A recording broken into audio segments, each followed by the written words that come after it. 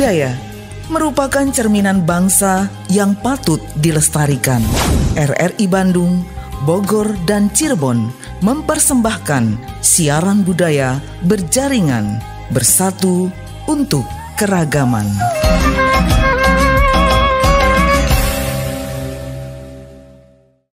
Bismillahirrahmanirrahim. Assalamualaikum warahmatullahi wabarakatuh. Sampurasun, salam kawilujengan. Senang sekali saya Benny Hadiansyah dapat menjumpai Anda, pemirsa dan juga pendengar RRI dimanapun Anda berada. Alhamdulillah, tentunya Anda saat ini menyaksikan siaran budaya berjaringan Korwil 12 Bandung, Bogor, dan Cirebon.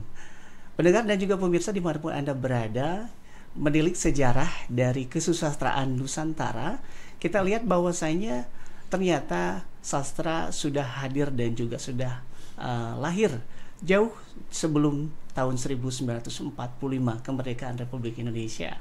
Dan saat ini kaum dangu dan juga pendengar dimanapun Anda berada, dunia digital platform hadir mengisi ruang kehidupan manusia. Dan bagaimana sastra saat ini, kita akan berbincang dengan narasumber kita yang tentu saja sudah hadir bersama saya hari ini. Sudah hadir Kang Rosid Abi. Iya. Wilujeng wayah kieu Kang. Wilujeng wayah kieu. Alhamdulillah, terima kasih sudah hadir menyempatkan di studio. Sama-sama. Nah, kita berbicara nih, kita perkenalkan terlebih dahulu Kang Rosid adalah seorang pegiat budaya dan tentu saja beliau juga seorang ahli dalam bidang sastra. Kita akan berbincang. Nah, Kang, ini menurut saya pribadi begitu melihat kesusastraan di kali ini nampaknya sedang vakum atau redup. Apakah juga sesuai dengan yang akan pikirkan Pak? Iya, sebetulnya kalau kita melihat dunia sastra, betul, itu tidak redup, dan tidak vakum, karena sastra masih berjalan, masih ada, terutama sekarang digiatkan oleh komunitas-komunitas sastra di berbagai tempat, di berbagai kampus juga ada, di berbagai wilayah juga ada. Betul. Itu dirasakan mungkin juga ketika kita melihat medsos ya, ketika melihat medsos itu memang ada gitu. Baik. Dan media cetak juga masih ada. Baik. Masih ada yang menyediakan ruang sastra, baik cerpen maupun puisi. Artinya berkesinambungan masih bergulir begitu ya? Masih. Ada karya-karya sastra yang dihadirkan begitu. Ya, karena begini, karya sastra ini semakin lama juga semakin bergairah. Betul. Bergairah, dan itu digairahkan oleh para pelaku-pelaku seni ya, terutama sastrawan gitu. Baik. Para penulis puisi, para penulis cerpen. Betul. Dan itu kebanyakan juga bukan hanya di luar kampus, tapi justru ada komunitas yang di lingkungan kampus. Begitu kan. Ya. Baik. Di tengah gegap gempita arus media begitu ya, dan juga perkembangan dunia saat ini. Tapi apakah ada perkembangan atau kemunduran yang dirasakan oleh Kang Rosid sendiri? Itu kan berbagai ciri ya. Berbagai ciri artinya begini, ketika kita melihat sebuah karya, kemunduran barangkali itu bisa dilihat dari individu masing-masing ini, masing-masing individu. Tapi kalau dilihat dari segi menyeluruh, itu barangkali bukan kemunduran, tapi mempunyai ciri masing-masing. Mempunyai ciri khas masing-masing. Ciri khas masing-masing. Misalnya angkatan Pujangga Baru ini begini, betul, misalnya. Kemudian angkatan 45 juga sangat berbeda, bahasanya juga dengan Pujangga Baru misalnya. Betul. Kemudian setelah itu ada tahun setelah kemerdekaan tahun 50, ada Rendra, kemudian ada Taufik Ismail, betul, yang 60-70 itu masih bergiat gitu. Ada Wiji Tukul. Ada Wiji Tukul ke arah tahun 2000-an segini, ke arah 2000 ya. Betul. Wiji Tukul. Dan itu masing-masing punya ciri begitu. Baik. Dan itu tidak bisa disebut kelemahan. Baik. Karena ada keunggulan-keunggulan tersendiri di berbagai angkatan. Beradaptasi gitu, menjadi betul, satu ciri khas yang berbeda begitu ya. Betul. Kemudian Anda ini melihat kondisi sekarang segala sesuatu sudah digitalisasi, artinya buku pun sekarang sudah berupa bisa kita lihat di handphone begitu ya.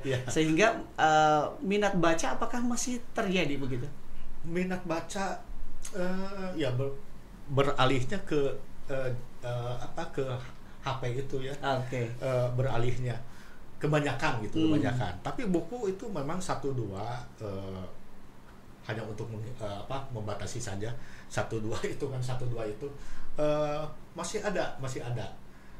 Dan memang tidak dipungkiri buku dalam penerbitan PDF misalnya itu juga semakin banyak.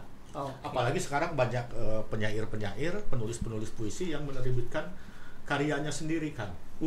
Ya kalau dulu kan dalam tanda kutip dikuasai oleh penerbit besar. Betul. Kemudian ada yang diperjualbelikan oleh para penerbit.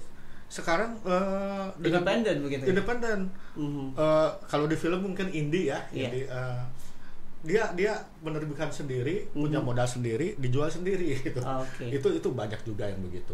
Berarti tanpa kita sadari sebenarnya memang gaungnya masih ada begitu. Gaungnya masih ada. Terutama di generasi yang muda sekarang. Betul. Dan gairahnya masih tetap menggebu-gebu. Boleh diceritakan pengalaman seperti apa pujangga atau penyair sekarang begitu? Ya, saya kebetulan Kang begini. Saya kebetulan juga sejak tahun 2019 itu dipercaya untuk memegang rubrik sastra pertemuan kecil di pikiran rakyat. Saya yang pegang. Dan itu tidak dipungkiri, itu banyak yang mengirim tulisan. Ada puisi, ada cerpen, kemudian esai bahasa. Betul.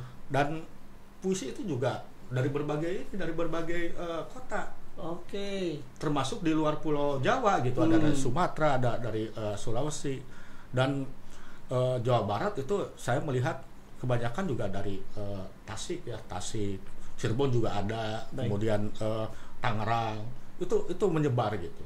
Dan komunitasnya memang terjalin dengan baiknya gitu, dengan ada komunitas yang menjaga silaturahim. Jadi membuat saling satu kumpulan begitu ya. Betul, saling sharing, kemudian bertukar cerita, kemudian juga ada ruang grup WA di mana di antara mereka itu saling men-sharekan puisi-puisi gitu, karya-karyanya. Atau ada yang misalnya dimuat di sebuah media itu di-share di WA dan saling komentar. Menurut saya baik juga gitu, karena di sana juga ada koreksi, ada kritikan. Artinya bukan kritikan yang menjatuhkan, tapi justru membangun. Iya. Nah, kira-kira siapa yang saat ini begitu mencuat seorang penyair muda? Ada Jin Satria Jin Satria ya. Kemudian juga ada kalau dulu setelah ada Gus Dur Mahesa, ada Deddy Koral. Betul. Sebetulnya banyak itu di Bandung. Ada di Tasik ada Yusran Arifin misalnya, kemudian Betul. ada Bode Rizwandi, kemudian setelah Acep Jam Nur ya. Betul. Setelah Sony Farid Maulana gitu. Ada kesini misalnya ada Yusran Arifin, ada Nishar Mahyudin, kemudian ada juga banyak. Baik. Tema yang favorit disampaikan biasanya oleh penyair muda begitu? Sangat beragam ya. Sangat beragam. Dari mulai kisah cinta begitu ya? Ya, kisah cinta itu memang dibalut dengan simbolik gitu. Memang ada, tapi juga ada tentang sosial, ada juga tentang kritik kebangsaan, ada juga tentang politik gitu. Baik. Sangat beragam. Sebetulnya tidak hanya berputar di masalah cinta saja gitu. Baik. Tapi kalau kita juga bicara tentang nasionalisme, bicara tentang kebangsaan, bicara tentang kritikan terhadap pemerintah misalnya, Betul. itu kan juga bentuk kecintaan kita gitu. Betul. Nah, luar biasa, berarti mereka pun melek isu-isu penting begitu ya? Yang betul. terjadi di seputar lingkungan mereka begitu. Betul. Baik, terutama masalah kebangsaan, nasionalisme, dan juga masalah alam begitu ya? Ya, masalah alam, kemudian masalah sosial, kepincangan sosial apa yang perlu dikritisi, karena kan tugas penyair itu kan juga salah satunya diantaranya mengkritisi. Salah satunya gitu ya. Kritik dengan hal yang tidak menyakitkan hati begitu betul, ya? Betul. Kalau ini kan ada kritik yang sangat belak-belakan, tapi juga ada yang kritik yang sangat tersembunyi, tapi tujuannya sama aja. Baik. Sama seperti misalnya ketika zaman Rendra ya, Mas Rendra itu kan dalam buku kumpulan puisi Potret Pembangunan dalam puisi misalnya, itu kan sangat kritis terhadap kepincangan sosial, terhadap budaya yang semakin terbelenggu oleh misalnya kebebasan misalnya begitu. Baik, luar biasa nih. Senang sekali berarti saya mendengar informasi mengenai ternyata geliatnya masih ada ya, masih terasa. Dan barangkali ini juga kenapa saya merasakan hal itu, karena kebetulan saya memang berhubungan langsung dengan kiriman-kiriman dari para penyair begitu. Oke. Dan di situ akan bertugas mengaudit begitu? Iya, saya mengaudit, saya memilih naskah. Kira-kira yang layak muat yang mana saya terbitkan itu tiap hari Sabtu itu saya terbitkan gitu. Oke, ini jadi mengkurasi gitu ya, kurator gitu. Ya, kurator gitu. Ya, baik. Dan selama pengalaman Akang sebagai kurator begitu melihat karya-karya dari anak muda sekarang, kira-kira apa yang barangkali bisa menjadi sebuah kritikan yang membangun untuk mereka? Ya, pendalaman karena kadang-kadang para penyair itu hanya dalam tanda kutip ada beberapa yang mungkin saya pandang tidak layak muat itu karena hanya permukaan saja. Artinya begini, dia hanya mengukir bahasa, memperindah bahasa tanpa menyentuh kedalaman begitu. Baik. Dan itu bakal kelihatan. Nah, ini menarik sekali. Berarti saya ingin lebih mengetahui sebenarnya dalam membuat sebuah karya sastra atau puisi, kira-kira apa yang harus diperhatikan? Satu mungkin juga pendalaman ya, soal pendalaman. Pendalaman itu bagaimana pengalaman batin si penyair itu bisa diwujudkan dalam sebuah karya. Kemudian juga pengungkapan bahasa. Kemudian juga yang paling utama adalah membaca karena setiap sastrawan, penyair, cerpenis, novelis itu harus membaca karya orang lain, bukan hanya berpuas dengan karya sendiri gitu. Supaya ada perbandingan. Artinya ketika kita membaca karya Rendra, karya Taufik Ismail, karya Ayub Rosidi, karya Wiji Tukul misalnya, kita bisa membandingkan ini karakternya bagaimana nih, ini karakter puisinya bagaimana, ini arahnya ke arah sini. Artinya bukan hendak kita meniru seperti mereka, tapi paling tidak kita ada pengetahuan, ada wawasan yang digali dari pengetahuan mereka begitu. Dalam kata lain ini istilahnya kalau saya sebut menggauli karya-karya yang sudah begitu ya. Supaya jadi referensi di mana juga menambah ya kosakata begitu. Tidak hanya bahasa kiasannya juga, tapi juga harus memahami betul sebenarnya apa yang ingin disampaikan. Jadi tugas seorang penyair atau seorang pembuat puisi itu juga harus mengerti apa yang kira-kira ingin disampaikan supaya yang pembacanya juga mengerti begitu ya. Betul. Ya, bagaimana si pembaca bisa mengerti kalau penyairnya sendiri tidak paham apa yang diungkapkannya begitu. Begitu kan. Iya, baik, menarik sekali nih Kang Rosid. Sebelum kita lanjutkan, pendengar juga pemirsa dimanapun Anda berada, kami sampaikan Anda saat ini bisa menyaksikan kami lewat tentu saja YouTube channel kami di RRI Bandung Live dan RRI Bogor Official dan juga RRI Cirebon. Nanti kami akan kembali lagi membahas seputar sastra dan juga bagaimana kemampuan membuat sastra dan juga puisi. Jangan kemana-mana.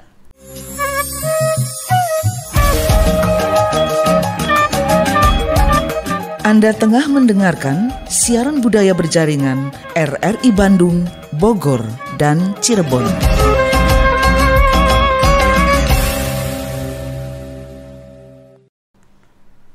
Semakin kurindukan. Kurindukan sebuah kampung di mana ibu bapakku dulu menyuruhku ke Tajuk mengaji alif bata, tapi tak pernah tahu arti alif lam mim. Ku ingat suatu malam, bulan bulat penuh, lalu kanak-kanak sebayaku berhamburan ke lapang bersemak belukar, berkalung sarung bermain bola kertas di bawah purnama. Kurindukan sebuah kampung di mana sawah menghijau terbentang ke kaki langit, dan aku dan kanak-kanak sebayaku berkejaran di pematang, di celah batang-batang padi yang sebentar lagi menemui musim petik. Semakin kurindukan sebuah kampung, semakin rinduku pada tanah basah di bukit-bukit nan jauh, pada rumah terpencil tak berlistrik di utara kota ini, pada kembang sepatu di pekarangan rumah, pada televisi hitam putih milik tetangga yang memutar film-film western tanpa teks terjemahan, lalu pada ibu bapakku yang tak habisnya mengajari hidup dan kehidupan. Semakin kurindukan sebuah kampung, kian jauh angan-angan menyingkir dari hiruk pikuknya kota besar, dari gemerlapnya lampu-lampu jalanan, dari kemewahan hidup yang menyilaukan, dari peradaban modern yang tak kenal adab, dari kehidupan yang semu.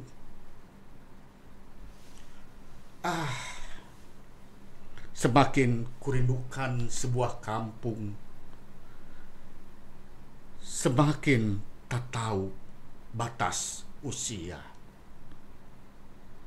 Bandung, Oktober 2002. Luar biasa. Di beberapa saat saya jadi berpikir bahwa ternyata puisi yang disampaikan tentunya di dalamnya ada sebuah keresahan begitu ya Kang ya. Iya. Yang disampaikan, ada kerinduan kampung halaman. Betul. Sekaligus juga ada sebuah kritik ya yang disampaikan. Ini luar biasa, ini karya Akang. Iya. Luar biasa. Kalau saya mau tepuk tangan, saya pengen tepuk tangan ya. Baik. Terima kasih. Kang Rosid, Abi ini sudah berkiprah ya tentu saja di dunia sastra, kemudian juga membuat puisi-puisi yang luar biasa dan juga buku-buku ya Kang ya. Iya. Boleh disampaikan apa saja Kang, buku apa saja yang sudah Yang karya sendiri itu, yang karya tunggal itu yang bahasa Sundanya ada Simfoni Dunia Klasteri yang bahasa Sundanya, yang bahasa Indonesianya ada Pengembaraan Sunyi dan beberapa buku drama. Baik. Ada Kabayan Langlang Zaman, ada Mesin Waktu, ada Kasidah Cinta, itu beberapa buku yang tunggal. Tapi selain itu juga ada beberapa puisi dan esai dan cerpen yang bertebaran di antara buku-buku antologi bareng dengan penyair yang lain, dengan penulis yang lain. Wah, begitu. Saya jadi harus cari ini buku-buku Akang ya.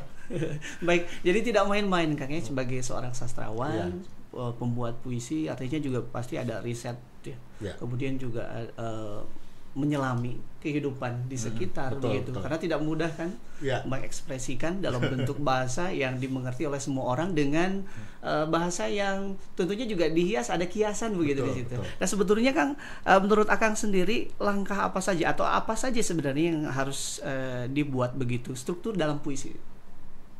Kalau struktur dalam puisi itu sebetulnya mengalir begitu saja ya. Artinya kita beda dengan cerpen ya, dengan cerpen. Kalau cerpen kan ada plot ya, ada plot. Tapi kalau puisi kan kadang-kadang melompat-lompat. Saya pribadi gitu, saya pribadi, entah yang penyair yang lain melompat-lompat. Artinya, ini ketika saya mengungkapkan hal itu, ini sebetulnya cocoknya di bait keberapa? Bagian mana? Iya, bagian mana ini, bagian mana, dan bagaimana kita mengakhirinya juga begitu gitu. Oke, sehingga tersampaikan apa yang ingin disampaikan begitu ya Kang. Baik, ini luar biasa sekali. Dan selain itu juga Akang saat ini juga sibuk tidak hanya membuat sebuah buku kemudian puisi, tapi juga terjun ke ranah teater secara langsung, ya, menyampaikan puisi juga ya. Ya, jadi dialog narasi ini dalam sebuah peran begitu kan ya. Betul. Iya, tadi disampaikan ada Kabayan Ngalanglang Zaman. Kabayan Ngalanglang Zaman. Terus kemudian apa lagi? Ada Kasidah Cinta. Kasidah Cinta. Kemudian juga ada kalau dramanya itu Romeo Kabayan di Negeri Romeo.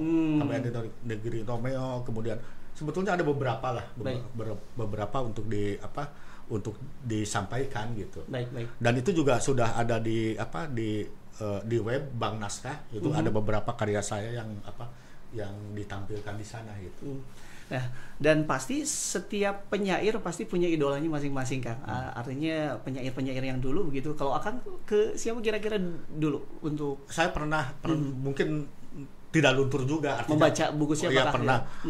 Kalau membaca saya banyak membaca dari beberapa penyair termasuk penyair sekarang. Kalau idola saya pertama kali itu mengidolakan Rendra. W.S. Rendra dengan Taufik Ismail karena gayanya sangat mendayu kalau Taufik Ismail. Kalau Rendra kan lebih berkobar-kobar gitu. Betul. Di antara dua itu juga saya suka ada perbedaan.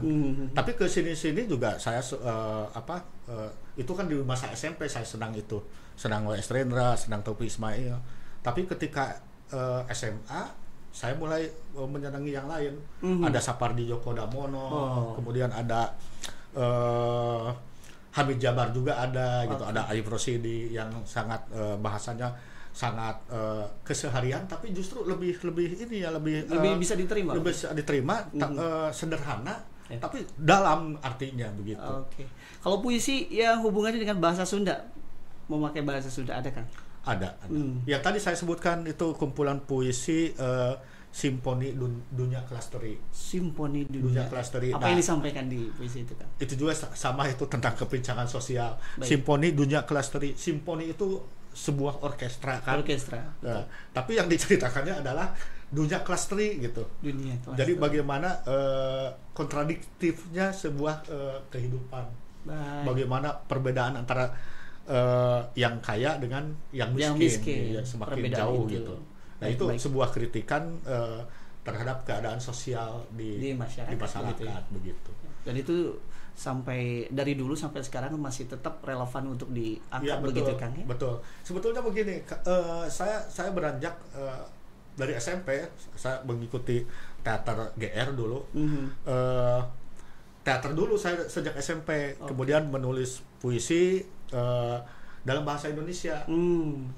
Tapi ketika saya bergabung dengan Caraka Sundanologi, akhirnya saya juga bergiat dalam bahasa Sunda begitu. Berarti dua bahasa ya harus dipelajari ya, ini kan. Dua bahasa. Baik, ini karena waktunya memang tidak terasa ya. Kita sudah di penghujung acara, barangkali ada yang ingin disampaikan, Kang, terutama untuk para pemula yang juga ingin gitu berkiprah dan ingin menjadi seorang pembuat puisi. Ya, penyair ya. Penyair. Ya, saya ingin menyampaikan kepada para pemula dan penyair muda, bergiatlah membaca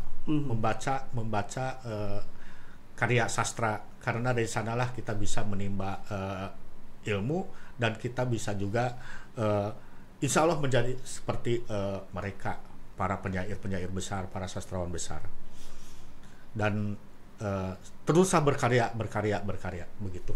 Ya, tidak cukup waktu yang singkat, maksudnya yang sebentar begitu. Ya, betul. Perlu perjuangan keras, terus menempa begitu. Menempa dengan cara membaca kembali, membangkitkan kembali budaya literasi, membaca ya, dan juga memahami apa yang terjadi di lingkungan saat ini. Ya. Betul. Baik, betul. Kang Rosid AB, kemudian boleh disampaikan karya-karya teaternya begitu yang sudah dipagelarkan, maka karya-karya teater yang sudah dipagelarkan, ya tadi Mesin Waktu ya, Mesin Waktu. Kemudian sejak 2006 saya tiap tahun itu mempergelarkan karya saya sendiri, itu berjudul Kasidah Cinta. Episodial 2006 itu Kasidah Cinta dalam bahasa Sunda, Kang. Kasidah Cinta Jalmanu Iman, yang kemudian selanjutnya ada Kasidah Cinta Hamzah, Kasidah Cinta Bilal dan lain sebagainya, sampai kemarin 2023 Betul. 2023 Ramadan 2023, karena saya mengisi pertunjukan itu tiap bulan Ramadan, kecuali pas ada pandemi. Kita pandemi, masa pandemi itu 3 tahun libur dulu gitu. Iya, jadi sempat terhenti dulu. Ya. Nah, saya juga tahun ini 2023 itu dua pertunjukan kan yang saya bawakan. Satu berbahasa Sunda yang tadi Kasidah Cinta Al-Kubro, yang sebelumnya saya garap punya berbahasa Indonesia, berbahasa Indonesia. Dan tiap tahun itu juga harus ada 2 gitu, harus ada 2 dengan teater yang berbeda begitu. Dengan teater yang berbeda. Ya.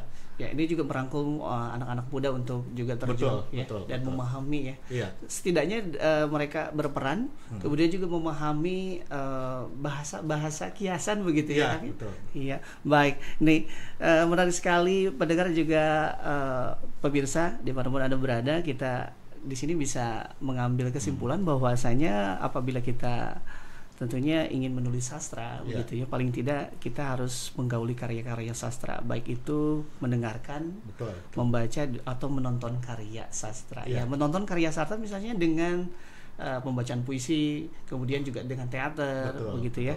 Dan yang pastinya yang paling penting kita harus menghayati, menyenangi serta memanfaatkan hasil karya sastra, dan itu bisa diaplikasikan hasil akhirnya kan ya, betul. dalam kehidupan kita sehari-hari gitu.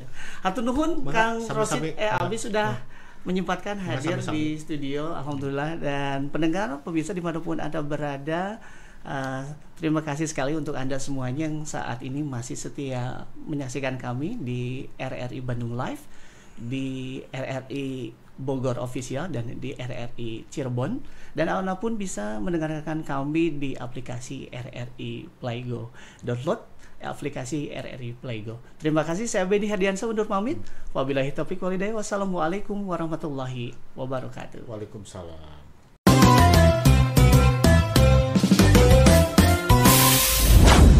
Demikian siaran budaya berjaringan RRI Bandung, Bogor, dan Cirebon. Junjung tinggi nilai budaya untuk membangun masyarakat Indonesia yang kuat. Sampai jumpa.